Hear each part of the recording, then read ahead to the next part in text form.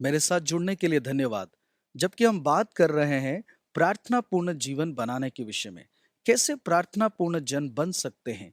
यीशु की प्रार्थना पर महान शिक्षा जो कि मत्ती रचित सुसमाचार के 6 अध्याय के 9 पद से पाई जाती है, उसमें यह कहा गया है कि अतः तुम इस रीति से प्रार्थना किया करो, हे हमारे पिता, तू जो स्वर्ग में है, तेरा नाम पवित्र माना जाए। यह शुरुआत है जिसे हम अक्सर प्रभु की प्रार्थना कहते हैं। कुछ लोग कहते हैं इसका शीर्षक चेलों की प्रार्थना होनी चाहिए, क्योंकि यीशु अपने चेलों को यहाँ सिखा रहे हैं।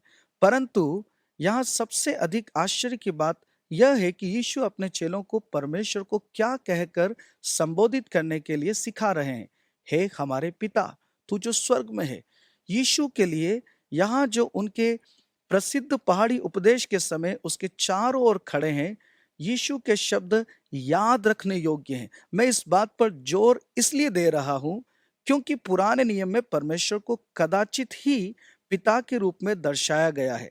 केवल 14 ही बार, जैसे कि किसी एक लेखक ने गिनती किया है, जबकि यीशु ने यहाँ मत्ती 6 और 7 में परमेश्वर को 17 बार पिता कहा है, और चारों सुसमाचारों में परमेश्वर को लगभग 70 बार पिता कहा गया है।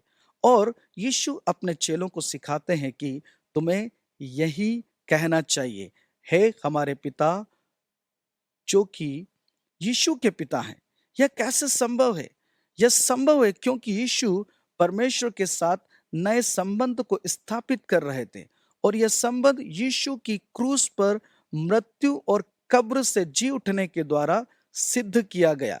वर्षों बाद प्रेरित पौलुस ने गलातियों 4 के 4 से इन शब्दों को इंगित किया, परंतु जब समय पूरा हुआ तो परमेश्वर ने अपने पुत्र को भेजा, जो स्त्री से जन्मा और व्यवस्था के अधीन उत्पन्न हुआ, ताकि व्यवस्था के अधीनों को मोल लेकर छुड़ा ले और हमको लेपालक होने का पद मिले।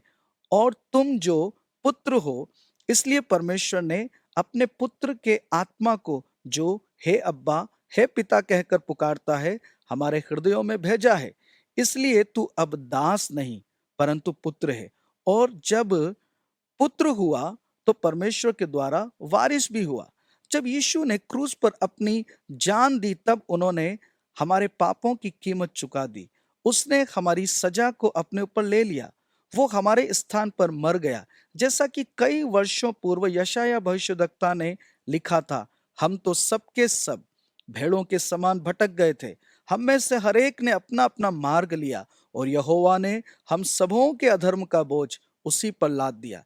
प्रेरित पतरस ने कहा, इसलिए कि मसीह ने भी, अर्थात अधर्मियों के लिए धर्मी ने, पापों के कारण एक बार दुख उठाया, ताकि हमें परमेश्वर के पास पहुंचाए। क्या हम यीशु पर, उनके उद्धार के कार्य पर विश्वास रखेंगे, तो हम प्रेरित पौलुस के शब्दों में परमेश्वर के लेपालक पुत्र ठहरेंगे, और इसी कारण से हम उनके पास आकर उन्हें अपना पिता कहकर पुकार सकते हैं। मैं सोचता हूं कि इस पहले वाक्य के बारे में, जिसे हम विशिष्ट रूप से प्रभु की प्रार्थना कहते हैं, सबसे महत्वपूर्ण बात यह है कि प्रार्थना का जन्म एक संबंध से होना चाहिए, परमेश्वर के साथ संबंध, जिससे हम उन्हें पिता कहकर पुकार सकें, क्योंकि हम उनके पास आए हैं उनके पुत्र यीशु के द्वारा। यीशु ने क्रूस पर जाने से पहले कहा, मार्ग और सत्य और जीवन में ही हूं, बिना मेरे द्वारा कोई पिता के पास नहीं पहुंच सकता।